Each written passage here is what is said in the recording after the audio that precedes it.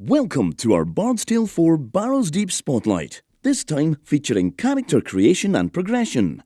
First, we'll take a brief look at all the archetypes and then move on from there. The Bard is kinda like your whole team's supporter. They provide magic melodies that can buff your party or weaken your enemies. They also gain spell points from drinking. Just don't overindulge. A passed out Bard never did anyone any good. The practitioner wields powerful magical abilities, and not just for card tricks, the kinds of abilities that can turn the tide of battle. Bolts of lightning and gouts of fire are just the tip of the iceberg. Rogues are a clever bunch. They excel at assassinating high-priority targets during fights. Rogues can also help you sneak through dungeons, ambush enemies, and uncover extra loot. Just watch your purse with them, you know? The fighter is what the name would suggest, a person best suited to the front line to bang away on your enemies.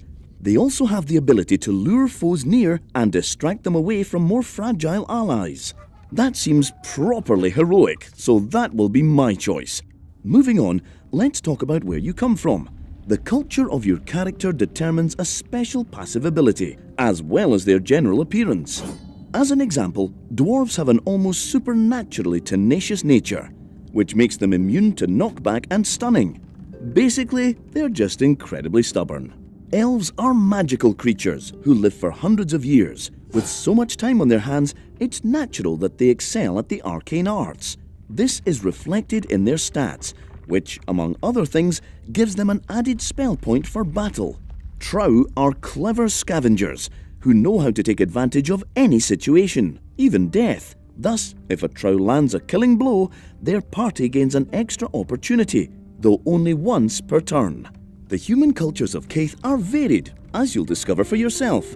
To keep the conversation moving, I'll go ahead and pick Ficti. Because of their protective nature, once per battle, a Ficti can absorb some of the damage dealt to a party member who would otherwise have died. That fits nicely with my choice of fighter. Here, we can personalize our new character just a bit. The portrait is what defines your character's final look. This fella looks lively, so let's choose him. You can also change their voice and name, but I'll just leave that as the default for now, so we can move on. The skills section is, not surprisingly, where you spend your skill points to upgrade your character's abilities and stats.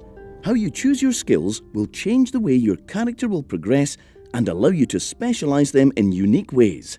Some skills work very well together and give access to really powerful combos. The chain you see in the middle acts like a sort of skill ceiling. You'll have to spend a certain amount of skill points to unlock the next section. And this is the character we've created. A force to be reckoned with for sure.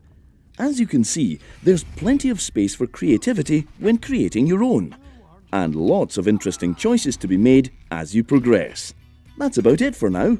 I hope you all enjoyed this look at Bard's Tale 4 Barrows Deep. We hope to see you in our next spotlight.